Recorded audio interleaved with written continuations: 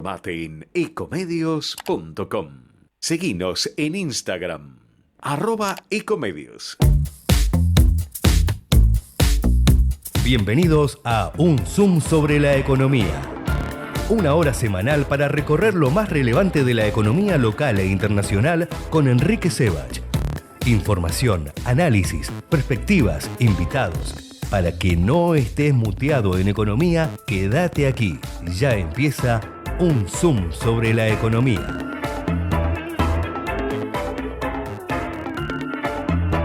Están acompañando a Enrique Sebach en Un Zoom sobre la economía. Bronca, ¿por qué no se desaloja el corte, Pero no? tiene que desalojar ya a ellos. Esto me indignaba tanto como a vos. Por eso tomamos la decisión de ordenar las cosas. Ya evitamos más de 1000 cortes de calles con los operativos antipiquetes. Porque con ley y orden, los porteños pueden volver a circular con normalidad. buenosaires.gov.ar/orden y seguridad. ¿Sabías que todos los accidentes por inhalación de monóxido de carbono son evitables? Chequea que la llama de tus artefactos sea siempre azul. No olvides ventilar los ambientes de tu hogar todos los días, verificando que las rejillas cuenten con salida al exterior y las ventilaciones no estén tapadas ni sucias. Y controla las instalaciones internas con un gasista matriculado. Con estos consejos, proteges a tu familia. Metrogas, damos calor. Si el camino suena así, es porque pones toda la potencia para cruzar todos los caminos que necesitas. La tecnología TurboClean garantiza el máximo octanaje para cumplir con los motores más modernos y exigentes. Poner Infinia es poner siempre lo mejor. YPF Infinia TurboClean. Podés soñar con emprender un nuevo proyecto, con armar una pyme, con remodelar tu casa, con tener la mejor cosecha de la historia, o hasta con salir campeón del mundo de nuevo. Pero nunca dejes de soñar en grande. Soñá en grande. Pensá en macro. Sofingen, financiando la economía real.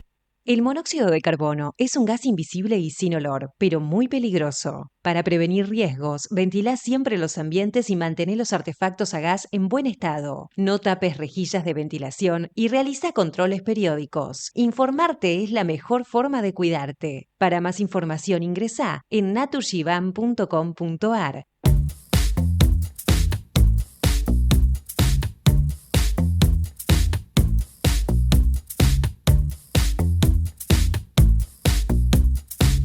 Muy buenas noches, ¿cómo les va? Bienvenidos a Un Zoom sobre la economía, como todos los martes a esta hora, donde tratamos efectivamente de ponerle un zoom a la economía, a veces a la economía nacional, a veces a la internacional, a veces a cuestiones sectoriales, pero bueno, tratando de ponerle justamente ese enfoque al mapa de la economía argentina. Los macroeconomistas, o bueno, no quiero ser rimbombante, pero déjeme aceptar esa definición.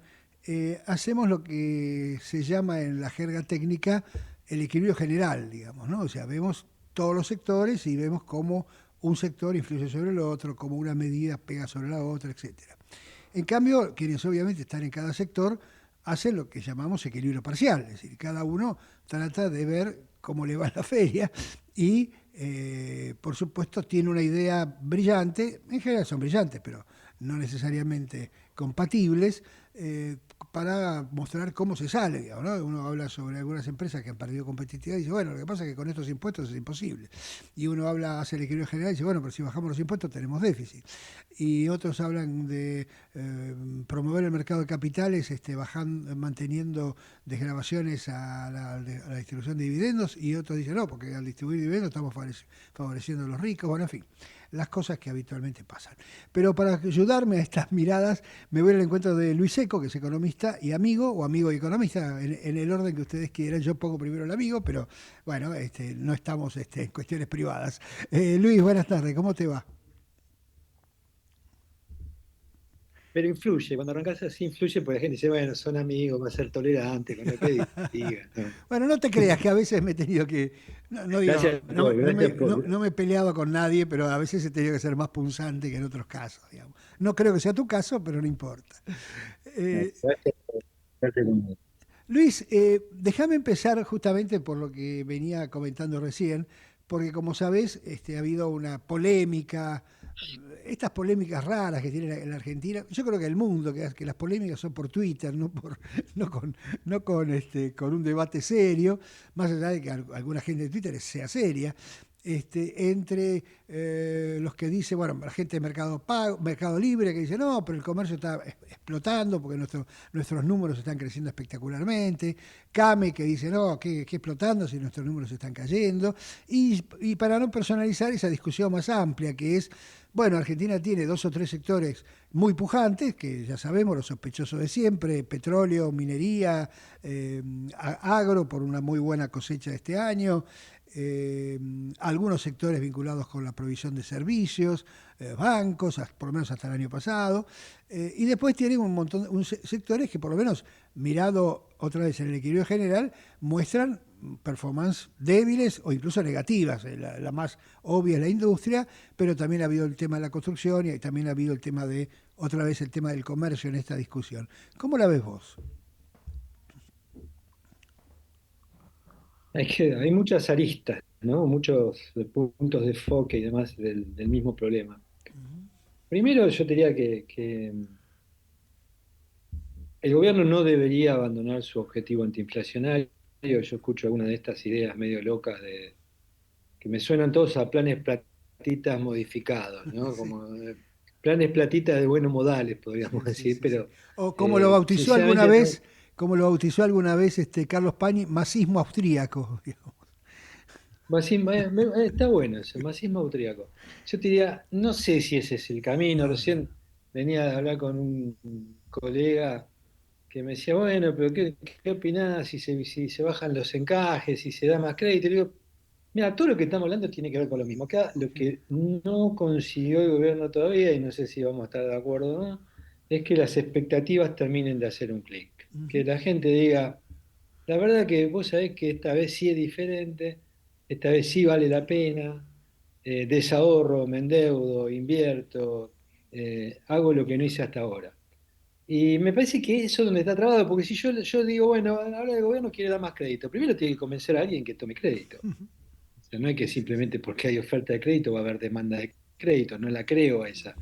De hecho, se me ocurre que ahora está más difícil porque la gente escucha, las madres de familia y los padres de familia escuchan todos los problemas que supuestamente tiene toda la gente que se endeudó y debe estar pensando, yo no quiero caer ahí, vamos a tratar de evitarlo, digamos, ¿no? Entonces, primera cosa que yo te diría, Enrique, el gobierno tiene su objetivo, no me parece mal que no se salga de eso, pero el problema es que también al mismo tiempo lo que creo como macroeconomistas que somos nos tenemos que cuestionar es si este programa económico está diseñado o es el mejor programa económico para lograr la desinflación con el costo más bajo. Porque ahí está el problema, digamos. Yo creo que es un problema de discutir. No tenemos que discutir que está mal el objetivo. En todo caso, discutamos si está bien el instrumento antiinflacionario, si no se puede hacer algo con el programa que lo mejore para que tenga menos costos. Y al mismo tiempo tratar de cambiar un poco, ya te digo, medio soy obsesivo con el tema. Yo lo que veo es que no cambian las expectativas. Entonces, el tipo que te dijo durante todo el 2024 y 2025, vamos a esperar la elección del 2025, hoy te está diciendo, vamos a esperar la elección del 2027. Y ahí es donde estamos más complicados, porque ¿cómo lo convencé de que no? Claro.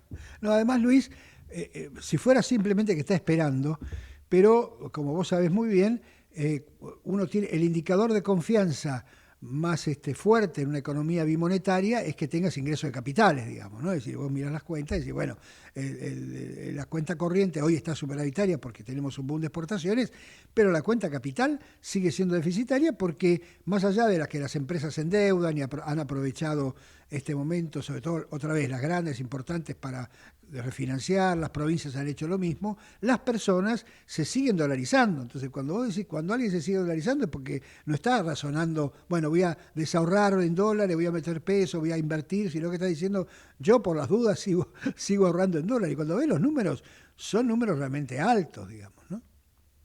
Bueno, sí, digamos, la estadística del Banco Central te habla de que hay 1,5 millones de personas que entran todos los meses a operar en el mercado de cambio como un mecanismo de, si querés, de atesoramiento, mini ahorro, porque muchos entran y después venden, ¿no? Compras y vendés, pero digo, la desconfianza está, y yo creo que ahí está buena parte de la confirmación de lo que te decía respecto a las expectativas. A mí me parece que todavía, e incluso el mismo Caputo cuando habla está pendiente de la corrección de precios relativos. Mucha gente mira los precios en dólares, mira su precio en dólares respecto de sus insumos, sus competidores, sus clientes y demás, y no sabe bien dónde está parado. Entonces, y en general siente que tiene precios en dólares muy altos, salarios en dólares muy altos, y empieza a pensar, bueno, por ahí lo que está barato es el dólar. Y entonces ahí empieza todo a generarse todo este clima. Y el gobierno dice, no, desahorrá los dólares que separaste, ponelos de vuelta en tu empresa, invertir en capital de trabajo, buscarle la vuelta. Y muchos tipos dicen, no, mira, yo lo que separé lo tengo ahí, no, a este precio de dólar me cuesta venderlo, digamos, no sé si después lo voy a volver a comprar. Entonces, yo le veo la economía trabada en un contexto en el cual hay, así como indicadores de desconfianza más allá de las encuestas, pero déjame decirte algo respecto a la espera, el dólar y todo eso. Yo usualmente mi consejo es, si decidiste esperar, poné cuánto te cuesta en un Excel, porque tampoco es gratis. O sea, la espera tiene costo, nosotros sabemos que tiene costo, pero la macro es la sumatoria de todos los costos que se generan a nivel micro. Entonces el tipo cuando dice voy a esperar, y bueno, mejor que calcules cuánto te va a costar esperar, porque por ahí la tenés que poner de bolsillo. Entonces ahí empieza a ver lo que estamos viendo, que muchos dicen, no, yo no la pongo de bolsillo, llegué hasta acá, porque por ahí tienen un escenario menos favorable o más negativo que el promedio. Y hay otro que dice, bueno, yo me puedo estirar hasta el 2027, pero mi consejo es hacer las cuentas, porque por ahí después te encontrás más comprometido, más jodido que lo que estás hoy. Yo creo que ahí es donde el gobierno lo intenta. Vos fíjate, Milei no da, porque sí, tres entrevistas, una atrás de la otra, para tratar precisamente de modelar expectativas, ¿no? ¿Qué es lo que tiene que hacer un presidente? ¿Qué es lo que tiene que hacer un ministro de Economía? Le está costando mucho eso y no veo cómo logramos o cómo logra el gobierno ese clic, digamos, no lo veo, no se me ocurre, puede hacer alguna medida para paliar alguna situación, mejorar algo, pero no se me ocurre nada fuerte. Salvo yo te diría el cepo, decir, bueno, mira, ya perdí el miedo a flotar, ustedes no tienen que tener más miedo. Pero son medidas que, viste, no sé, no le encuentro la vuelta. Sinceramente, cuando me pongo a pensar el vos qué harías, viste, porque vos empezaste por la fácil, porque vos me dijiste cómo la ves. Bueno, como dice de Pablo, nosotros sentados acá podemos decir un montón de cosas de cómo la vemos. Pero el qué harías está complicado. No sé qué te pasa a vos, pero está complicado, digamos. No, sí, lo que pasa es que... En términos de qué harías si fueras el gobierno, ¿no? Porque con los instrumentos y las herramientas y la lógica del relato del gobierno, me refiero, ¿no? Claro, bueno, como sabés, yo he puesto mucho énfasis en el problema de secuencia. O sea, yo creo que este programa de estabilización o de desinflación o de cambio de régimen, para ser más amplio, tuvo un problema de secuencia, porque el propio Milei lo decía en su campaña. Decía, bueno, primero vamos a hacer la reforma tributaria, después vamos a hacer la reforma laboral, después vamos a abrir la economía, después vamos a arreglar los precios relativos, y ahí sí, cuando esté todo más o menos encaminado, nos largamos. Y creo que, por supuesto, con el diario del lunes es más fácil, y todo es contrafáctico, pero creo que por razones políticas o por la propia ansiedad económica, por la presión de la gente, bueno, vaya a saber por qué, esa secuencia se ha por lo menos retardado. Y si cuando vos ves hoy el superávit fiscal, decís, bueno, va maravilloso el superávit fiscal, pero con impuesto a crédito y débito, en las provincias con ingresos brutos en las provincias, con retenciones a la exportación, sin obras públicas. O sea, estás viendo un superávit fiscal encima sin devolución de impuestos en tiempo y en forma a los exportadores. O sea, es un superávit fiscal primario, digo, bueno, un poco forzado en todo. Por supuesto, sacándome el sombrero por el ajuste, pero seamos realistas, esto no es el final del camino, debió haber sido otro, pero bueno, ya estamos acá, digamos, y acá habrá que estar. Lo que pasa es que vos hacías un planteo en la nota que escribiste hoy en El Cronista, ¿no? Sí, en El Cronista, o que se publicó hoy en El Cronista, que me parece importante, porque es cierto que el presidente y el ministro están tratando de modelar las expectativas, de cambiar las expectativas para que la gente diga, bueno, che, me parece que vamos bien. Pero me parece que el estilo de exagerar o esta hipérbole permanente que tiene primero el presidente y en menor medida, pero no tan en menor medida el ministro, te hacen desconfiar, porque una cosa que te diga, bueno, mira, sí, yo entiendo, esto tiene un problema, vamos a tardar un poco más en deflacionar, es probable que bueno, la economía vaya un poquito más lenta, pero estamos bien encaminados, yo creo que pueden arriesgar porque les va a costar menos ahora que después. Y otra cosa es decir, estamos fenómenos, estamos bárbaros, esto es lo más grande que hay, estamos en los 18 meses más espectaculares de la historia económica, por lo menos de este gobierno, y claro, en ese sentido, cuando vos empezás a perder credibilidad por el propio discurso, ¿no?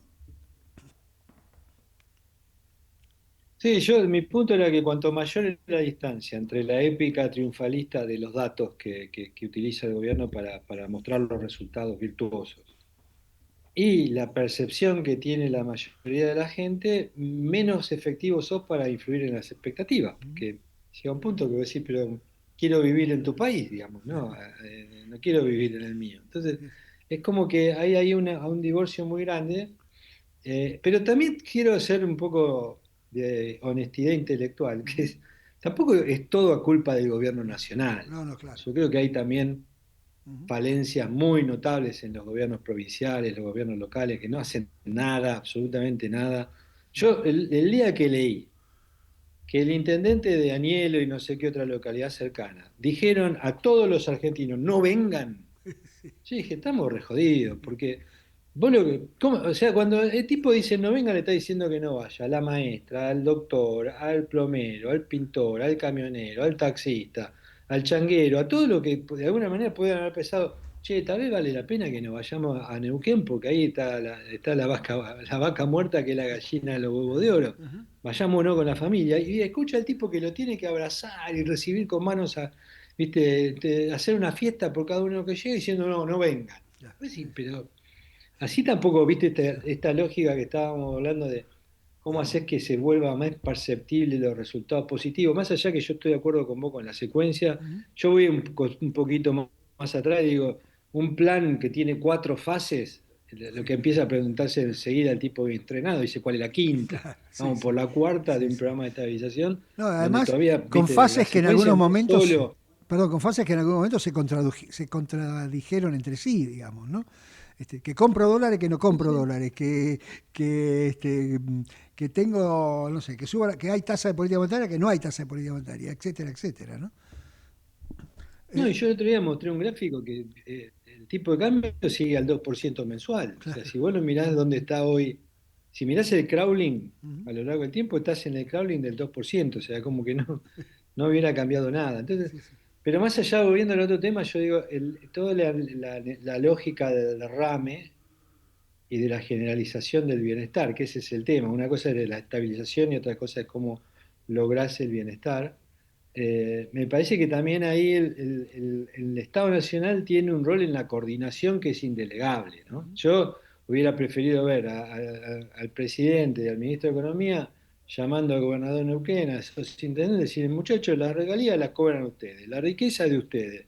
Me van a decir que no pueden hacer una ruta, un hospital, una escuela, un jardín de infantes, una sala de primeros auxilios, todo lo que haga falta. Entonces, ahí te digo que no es solo, por eso yo a veces digo, ¿qué puede hacer el gobierno nacional? Y bueno, también tiene ese rol de coordinación que hoy no lo está haciendo, ¿no? Porque si vos mirás para qué se junta con los gobernadores, es para ver cómo reparten un poco la caja y si la aprueban o no la aprueban una ley, ¿no? Claro. No, y además, bueno, esa es una tarea pendiente de la Argentina desde hace décadas, que es un federalismo fallido, y que además, bueno, como vos sabés también, hubo varios episodios, bueno, yo por lo menos me acuerdo del cambio de régimen de los 90, que entre otras cosas fracasó por condiciones internacionales, por muchas cosas que no vale la pena repasar, pero también fracasó porque el federalismo fue, fue mal diseñado en ese traspaso de gastos a las provincias sin recursos y todo lo que eso implicó, ¿no es cierto? Empezaron las cuasimonedas y todo lo que ya sabés, ¿no? Viste que volvieron hay otra emisión de los chachos ahora, o sea, La Rioja volvió a emitir moneda, o sea que la segunda emisión de cuasimoneda durante el gobierno de Milei. Entonces, digo, hay cosas que huelen a la Argentina muy vieja, y ahí yo creo que hay también una tarea de concientización, que buena parte de la transformación tiene que ser estadual o local, y necesitamos ahí también poner foco. No es solo quién votamos de presidente, quién votamos de diputado o de la Cámara de Senado, sino también quién está con la cabeza pensando en una Argentina distinta. Y ahí es donde yo me encuentro que que hay problemas muy serios. Estoy totalmente de acuerdo con vos que las reformas estructurales no es primero esto, primero lo otro, hay que intentar todo juntos, sobre todo cuando tenés poder. Claro. Ujú.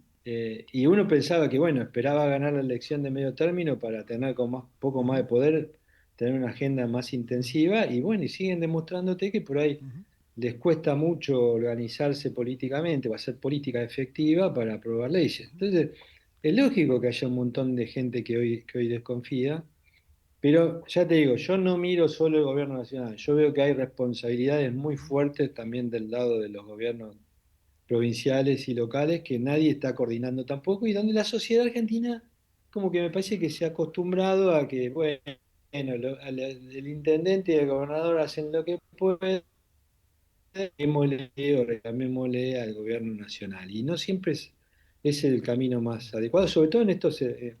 cuando uno, lo bueno, Enrique, para mí es que esto está dejando bien en claro que la riqueza tiene patas. O sea, no es que, digamos, las ventajas competitivas, los sectores están localizados en algún lado. Entonces, en algún momento alguien va a decir, che, pero escúchame, ¿y dónde está la riqueza? Está acá. ¿Y qué está haciendo ese tipo? Nada. Y bueno, lo tenemos que cambiar.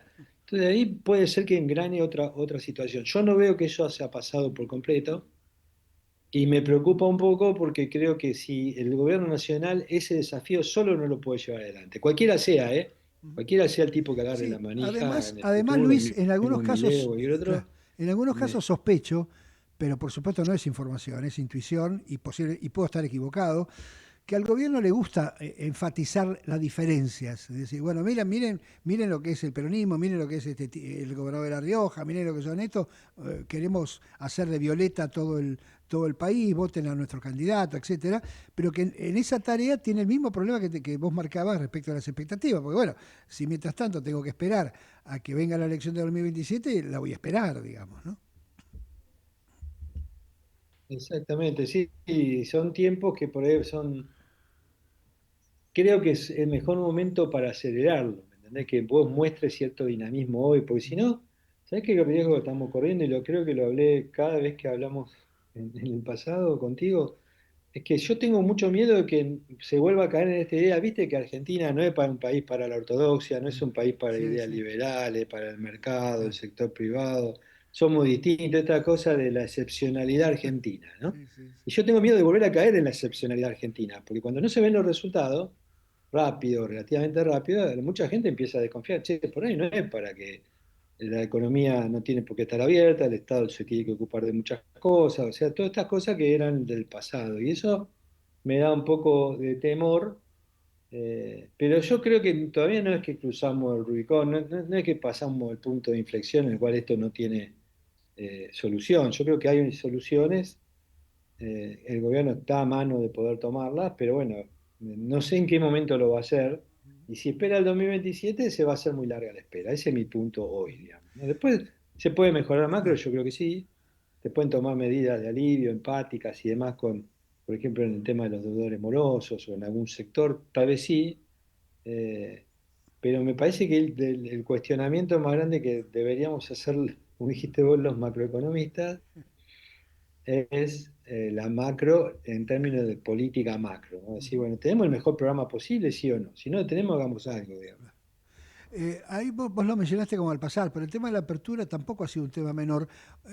Cuando uno ve los números de importaciones agregados, tampoco ve un desastre, una avalancha o lo que fuere, pero claramente en algunos sectores pega. Además, a diferencia de otras épocas de la economía argentina que pasó por cierta apertura, tenemos a China, que China es hoy un problema mundial, no es un problema argentino. El 60% de la industria mundial es de China y está, como vos sabés, subsidiando todo lo que se puede porque quiere seguir creciendo con las exportaciones y no con el mercado interno.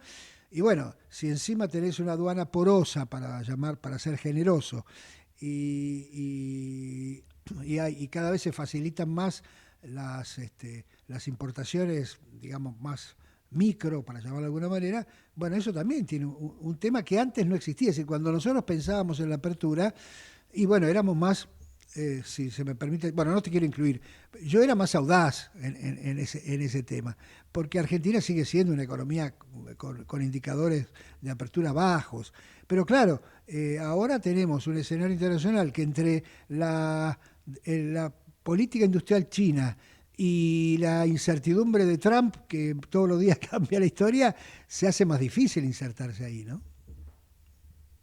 Y sobre todo cuando tenés el problema este que vos mencionabas de secuencia en términos sobre todo de la reforma tributaria, ¿no? O sea, es muy difícil para muchos sectores, podrían ser muy competitivos, y no te digo incluso con China, pero seguramente sí, si tuvieran otro tratamiento tributario, ¿no?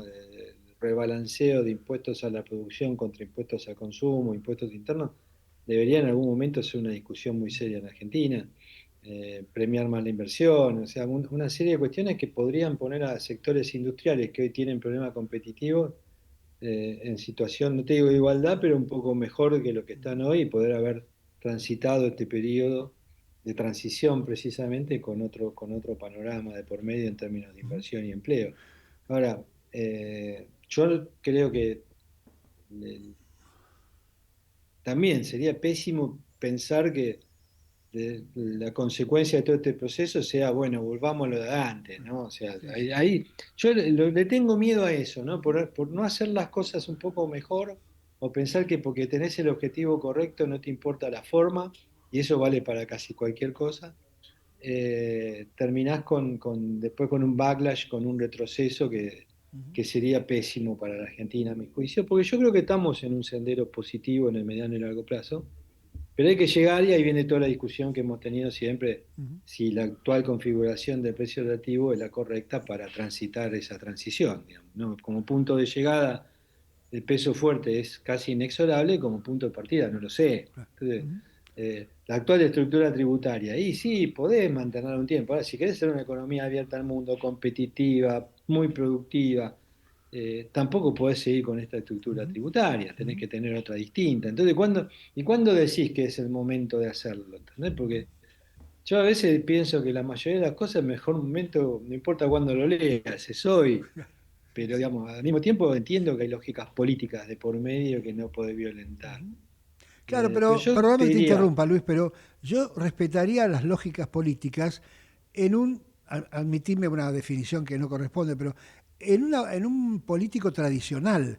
Ahora, Milei se ha mostrado disruptivo desde el comienzo, se ha mostrado, digamos, con mucha audacia, más allá de que otra vez podamos estar de acuerdo o no estar de acuerdo, y que pese hoy el tema de la lógica política, y si hacemos las pasos, si no hacemos las pasos, si negociamos con los gobernadores un voto en el Congreso, etcétera, me parece que está traicionando gran parte de lo que corresponde, con el riesgo, y vos lo marcás muy bien vos, de que volvamos a caer en algo que ya nos pasó en la Argentina, que por no hacer las cosas que había que hacer, más allá de las dificultades, la gente identifique los problemas no con lo que falta hacer, sino con lo que se hizo.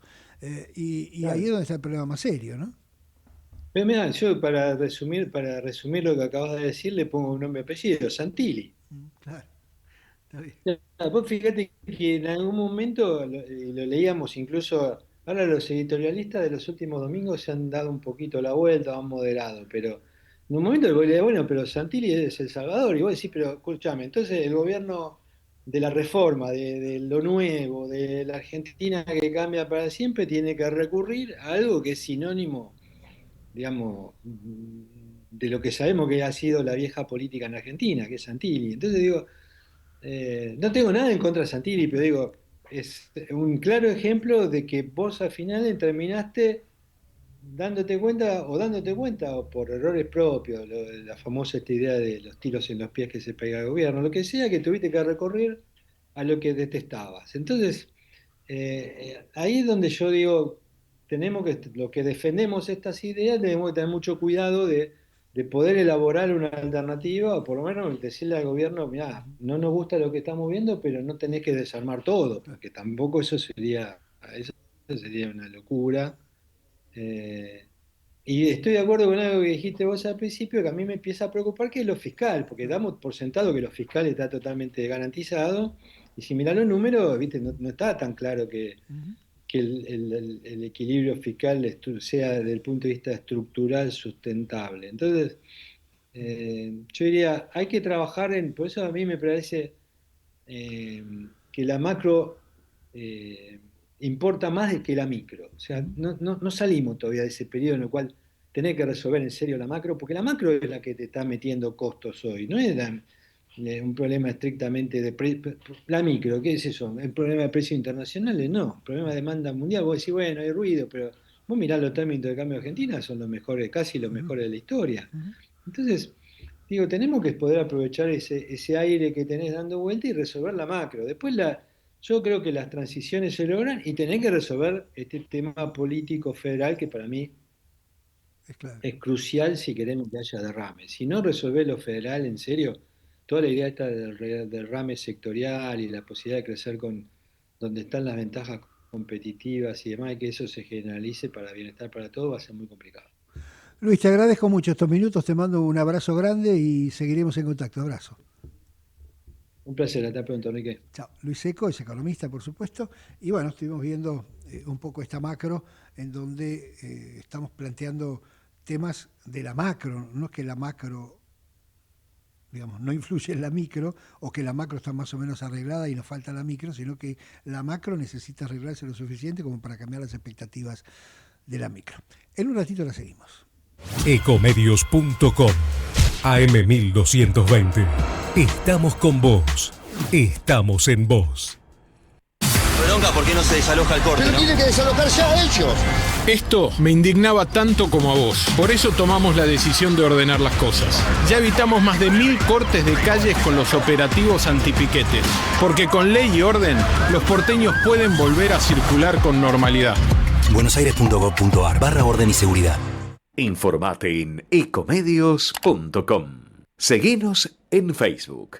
Ecomedios Live.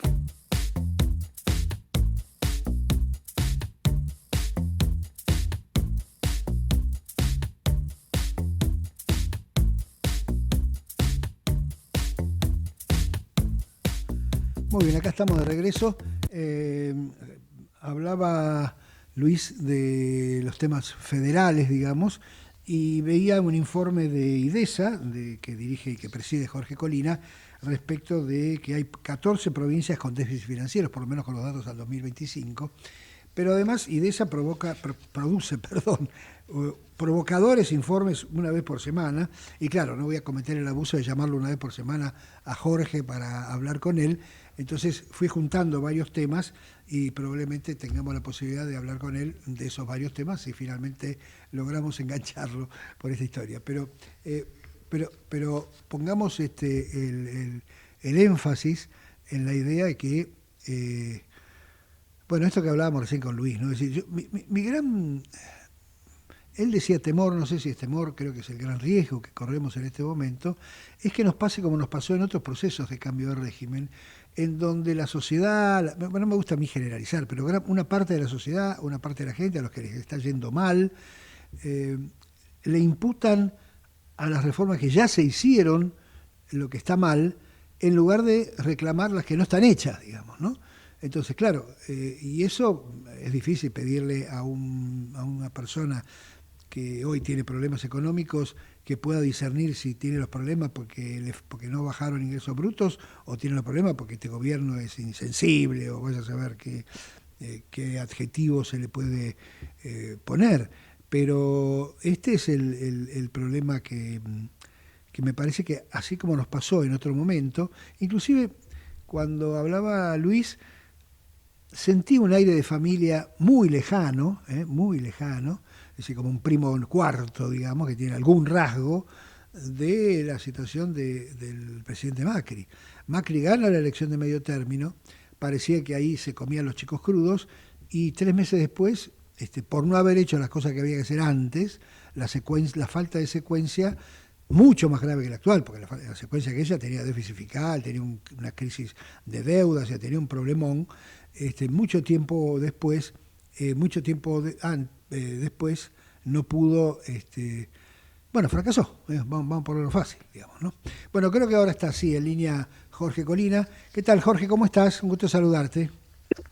¿Qué tal, Enrique? ¿Cómo estás? Bien, yo decía en la introducción, no sé si alcanzaste a escucharla, que IDESA produce una vez por semana muy interesantes informes, pero claro, yo no iba a abusar de vos llamándote una vez por semana al programa, entonces fui juntando material para resumirlo en esta charla y posiblemente en alguna más. Y empecemos porque recién me hablaba con Luis Seco y Luis marcaba el problema del federalismo, que vos también lo marcás muchas veces. Y en ese federalismo entran dos cosas. Primero entra los déficits provinciales, y usted ha mostrado que hay 14 provincias que andan con déficit financiero, o sea que las provincias con déficit financiero están empezando a aumentar, es así, ¿verdad? Sí, es así. Digamos, el 2023 había como 13 provincias con déficits financieros altos. En el 2024 las provincias tienden a estabilizarse.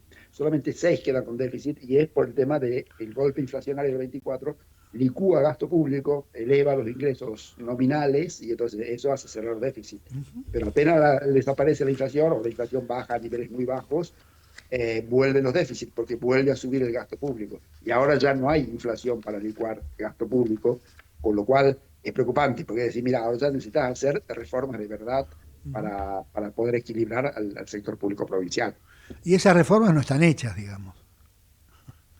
Y no están hechas porque significaría, primero, evitar el sobreempleo público en las provincias, lo cual es muy difícil de discernir, porque la verdad que las provincias siempre van a tener mucho empleo público, dado que se tienen que hacer cargo de educación, de salud pública, de seguridad, donde, bueno, se demandan muchos maestros, muchos trabajadores de la salud y se demandan muchos policías.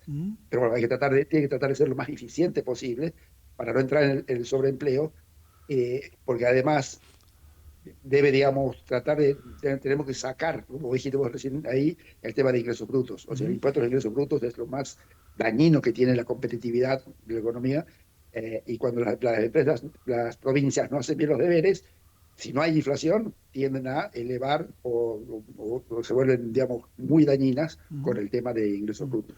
Que además tiene todo ese mecanismo que un día me explicaste con lujo de detalles de retenciones en la fuente, de meterse en los bancos, en las cuentas y acumular, digamos, recaudación futura en el presente, digamos que en algunas provincias es dramático el número. O sea, el tema de los pagos, los pagos adelantados, lo que te hacen es, cada vez que te entra una plata, ya sea por un cobro de una tarjeta de débito, las provincias mandan a que te hagan una retención, independientemente de vos sos o no contribuyente en la provincia que lo hace. Y lo mismo, si te pagan con tarjeta de crédito, también te hacen una retención. Eso es lo que lleva a que los negocios pequeños ya no te acepten ni siquiera una tarjeta de débito. Antes no te acercaban a la de crédito porque es más costo, pero ahora tampoco te aceptan la de débito porque le hacen retenciones, cuando el comerciante ni siquiera vende ahí en el barrio solamente. Y eso llevó a esta práctica actual en donde con las billeteras virtuales los comerciantes lo que te dicen es haceme una transferencia, porque una transferencia no es un pago. Es como si fuese un amigo que le manda plata a otro amigo. Entonces, definitivamente ya resulta que nosotros estamos con el celular y tenemos millones de amigos, porque cada comerciante es un amigo nuestro que ya lo tenemos el alias y le mandamos la transferencia cada vez que le vamos a comprar. No, y además, me imagino, vos me corregís, que eso también va de la mano de la informalidad, porque claramente para estar en ese mundo de la transferencia por la billetera electrónica o la billetera virtual, bueno, estás más cómodo, no tenés que pagar impuestos, me refiero al comerciante y al consumidor, y entonces se hace una especie de reforma tributaria similar a la de previsional, o sea, finalmente la gente termina eludiendo los impuestos malos de la peor manera, ¿no? Claro, o sea, como que se virtualizó la informalidad. De hecho, si cuando uno va a comprar a estas ferias de la economía popular, lo que fuese, hasta ahí te aceptan ya una billetera virtual en la medida que sea la transferencia. Esto muestra, digamos, de que hay que abordar el tema de ingresos brutos de manera estructural. Nosotros siempre decimos en IDESA, lo que tenemos que hacer es un pacto entre la nación y las provincias, no todas las provincias, con la mayoría es suficiente para que el IVA absorba ingresos brutos. Y lo posible, las tasas municipales que se están volviendo un ingreso bruto municipal.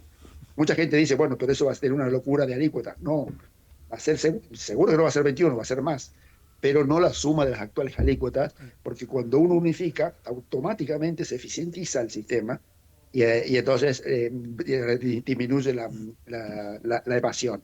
Entonces, con un super IVA, unido IVA con ingreso bruto y tasas municipales, y una alícuota que no va a ser la suma de los tres impuestos actualmente, se podría incluso hasta recaudar mejor, porque al ser un solo impuesto también unificado, permitiría tener mucha mejor gestión tributaria. Jorge, en esas 14 provincias, supongo, no sé si lo tenés desagregado, imagino que sí. ¿Qué pasa con las provincias, entre comillas, le voy a decir, ricas, en el sentido de que, bueno, como sabemos, hoy Neuquén, en medio de Vaca Muerta, recauda regalías que antes no cobraba o que cobraba en un nivel más bajo? Imagino, aunque todavía es embrionario, que en las provincias del norte, sobre todo en el litio, también ya están cobrando regalías. En minería quizás sea más lento, porque bueno, todavía no está a fondo, pero hay varias provincias que deberían estar en condiciones, con estos ingresos, lo voy a llamar extraordinarios, simplemente porque son de recursos no renovables, hacer lo que fiscalmente tendría que hacer. Porque yo puedo entender que una provincia, y otra vez, no quiero estigmatizar, diría un gobernador de la provincia de Buenos Aires, pero una provincia más pobre o sin recursos, bueno, le cueste tener un equilibrio fiscal razonable, teniendo en cuenta, como vos decís, que tiene que atender la salud, la educación, la justicia, la seguridad. Pero provincias que están empezando a recaudar fondos importantes de este cambio de régimen, no sé qué está pasando con ellas. Bueno, el factor decisivo que pone en déficit a las provincias, más allá de si son ricas o pobres, es si tienen caja previsional propia o no. La caja previsional se está llevando a las provincias más del 20% del gasto. Y es un gasto extremadamente inflexible a la baja, porque va subiendo con los salarios de los empleados. Y además es un gasto que, aun cuando cortemos el chorro de nuevos empleados públicos, igual sigue creciendo por el envejecimiento. Y además son regímenes especiales que jubilan a la gente antes. Sacando Córdoba, todo el mundo tiene edades menores a los 65 años. Y ya está demostrado que los sistemas previsionales, el tema de agregar un año a la edad, o sea, de sacarle un año a la edad, ya es un costo. Y estas le sacaron 5 o 10 años. En la provincia de Buenos Aires, encima tienen regímenes especiales, en donde muchos docentes se están jubilando a los 55, a veces 53, 52 años, porque son docentes de educación especial. Es una locura tener a personas entre 50 y 55 años jubiladas. Eso es lo que está llevando, lo que induce, es el principal factor de déficit de las provincias, y en el caso particular de Neuquén, ellos tienen caja propia de jubilaciones de empleados públicos, ya apelaron un par de veces a los fondos de Vaca Muerta para tapar el déficit. Eso es lo peor que se puede hacer. En definitiva, la renta petrolera hay que ponerla a producir, a esperar, digamos, a prepararse para el futuro cuando el petróleo no valga más o no haya más petróleo. Pero si usamos ya la renta petrolera para pagar jubilaciones de empleados públicos, digamos, van por el mal camino. Bueno, justamente el otro informe que había separado es el de la necesidad de la reforma a las cajas provinciales, digamos, ¿no? Y ahí, bueno, como vos marcaste, no se ha hecho nada. O si se ha hecho algo muy poquito, digamos, ¿no? Lo que pasa es que la tesitura de los gobiernos nacionales es que se la arreglan las provincias. Pero la verdad es que cuando una provincia no se las arregla y se empiezan a acumular provincias que no se las arreglan y entran en déficit, ya pasa a ser un problema nacional. Esto lo hemos visto en la década del 90, digamos. En definitiva, la convertibilidad terminó saltando cuando las provincias ya no podían devolver la plata a los bancos y los bancos se iban a fundir. Entonces, lo que hay que hacer es abordar la reforma previsional de manera coordinada, todos. La nación, el sistema nacional y las provincias que no tienen digamos, transferidas sus cajas, también. Y deberíamos hacer una sola reforma, todos, de forma tal que cada provincia no sea tan vulnerable ante la justicia, porque lo que pasó, por ejemplo, Santa Fe muy recientemente hizo una reforma previsional para encauzar el sistema, y ya la Corte Suprema Provincial le declaró inconstitucional varias de las medidas que había tomado. Y eso es lo que le está sucediendo a las provincias cuando abordan el desafío solas. Entonces, lo mejor sería, vamos todos juntos, el sistema nacional, junto con las 13 cajas no transferidas, y bueno, ya va a ser más difícil, digamos, para la justicia, graciosamente, digamos, bajar las reformas que se vayan haciendo, porque ya va a haber un consenso bastante más sólido. Bueno, y eso lo engancho ya con la reforma previsional nacional o general, porque quiero volver atrás, lo hablaba con Luis Seco, se lo mencionaba Luis en la nota anterior, que por supuesto que la convertibilidad explotó por varias cosas, por su rigidez, la crisis internacional, la devaluación de Brasil, bueno, todas las cosas que ya sabemos, pero el hecho de que las provincias se fueran a déficit desordenadamente y terminaran emitiendo cuasimonedas, bueno, todo lo que está pasando ahora, por ejemplo, con La Rioja, te marca que ahí tenés un tema central, porque es cierto, digamos, porque esta idea de que, bueno, que las provincias se arreglen, sirve hasta que no se convierte en un riesgo sistémico.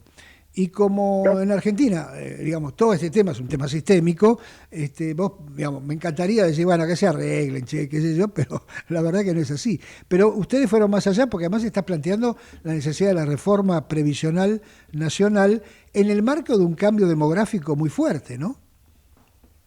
Sí, el cambio demográfico es demasiado fuerte para que la gente tenga una idea concreta de esto. Hasta el año 2015 nacían 750.000 chicos por año. Y a partir del 2016 empezaron a caer los nacimientos. Y el año pasado ya nacieron 400.000. Esto significa que en el año 2030 va a empezar, ya no va a crecer más la fuerza laboral, porque ya es cuando los chicos que nacieron en el 2015 van a tener 15 años y empiezan a tener edad de trabajar. Entonces, ya cuando la fuerza laboral no crece y por el envejecimiento, porque la gente vive más, empiezan a crecer los ancianos, el sistema de reparto deviene en un Ponzi, porque nosotros estamos pagando las jubilaciones actuales con la expectativa de que los niños nos van a pagar las nuestras, pero si hay cada vez menos niños, bueno, no va a haber suficiente plata. Y esto sin meter el tema de la informalidad. Supongamos que todos los niños, luego cuando lleguen a adultos, trabajen el 100% de la formalidad, no va a alcanzar porque va a haber menos niños. Es una cuestión cuantitativa. Obviamente que después tenemos que meter el tema cualitativo, que es la mitad va a laburar en la informalidad, pero igual agrava el problema. Entonces, eso hay que abordarlo ahora, porque en definitiva, todas reglas que uno cambia en el sistema previsional es a futuro. Entonces hay que hacerlo ahora. Por ejemplo, los uruguayos agarraron y dijeron, a partir de ahora los menores de 45 años no tienen más regímenes especiales. Todos los menores de 45 van a entrar al único sistema, el sistema nacional general.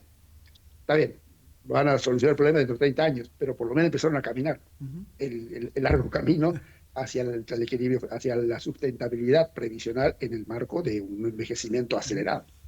Vos sabés que yo tengo, bueno, una información muy parcial, a lo mejor vos lo tenés más completo, pero el otro día leí un informe que no tenía que ver con las jubilaciones, sino con el problema fiscal norteamericano, que ahí hay un fondo fiduciario para sostener las jubilaciones y que en el 2032 ya empieza a tener déficit, con lo cual este número fatídico 2030, 2031, 2032, que está acá nomás, digamos, ¿no? Son los próximos 5 o 6 años, empieza a jugar muy fuerte en todas partes. Y bueno, Estados Unidos, por supuesto, hoy tiene más margen de maniobra porque puede colocar mucha deuda, pero cada vez tiene más problemas porque tiene un déficit ya muy alto al que se le va a agregar el déficit previsional. Y nosotros que estamos lo digo yo, no te quiero comprometer, en la fantasía que tenemos arreglado el tema fiscal, nos vamos a llevar una sorpresa, una mala sorpresa cuando estas cosas empiecen a estallar, ¿no?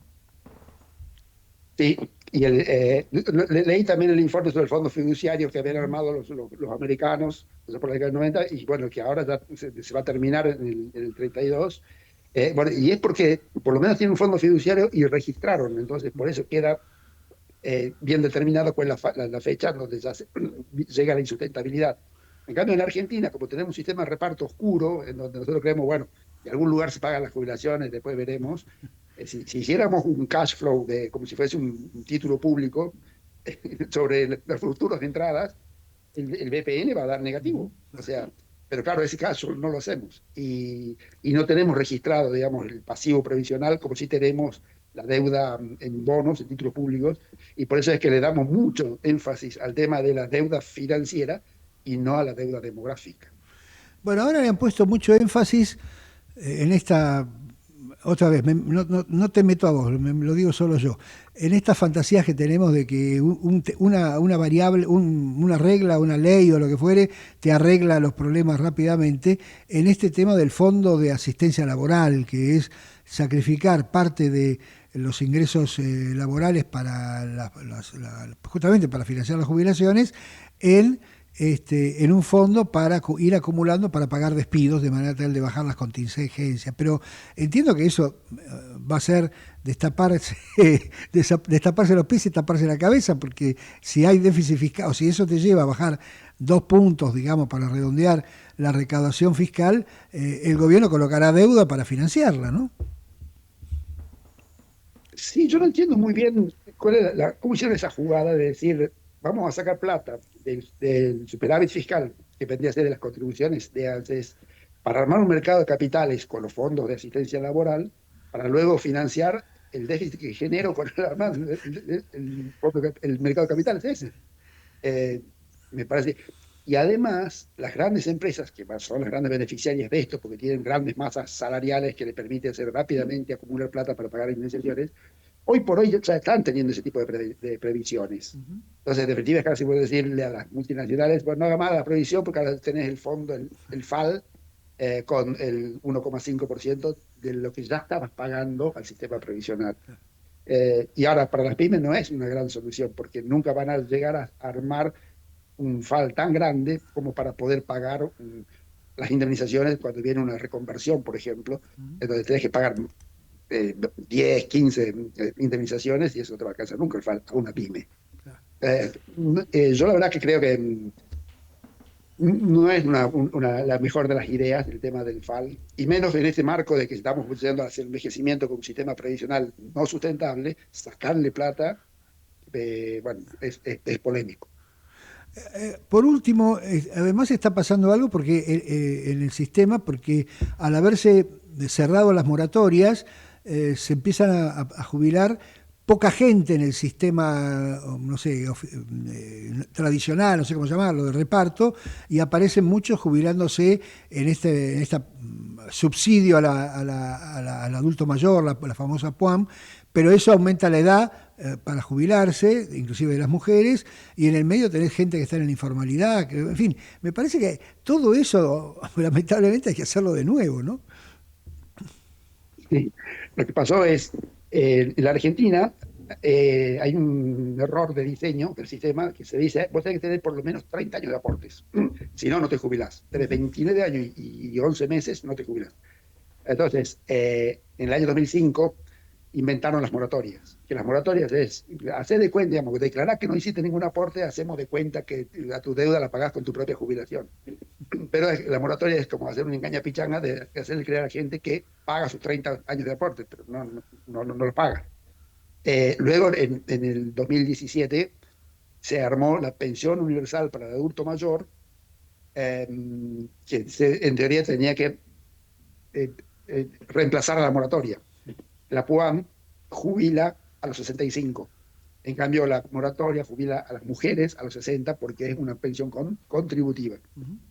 Entonces, lo que sucedió es 20 años de moratorias, todas las mujeres a los 60 años se jubilaban con las moratorias, y en general en el sistema había más, digamos, había 3/4 de altas eran con las moratorias y 1/4 con los 30 años de aporte efectivo. Cuando se caen las moratorias, estas mujeres que se jubilan a los 60 ahora tienen que esperar hasta los 65. Entonces, de haber pasado de que no tenemos más moratorias y se van a jubilar con la PUAM, que es a los 65, le hizo ganar al sistema 5 años.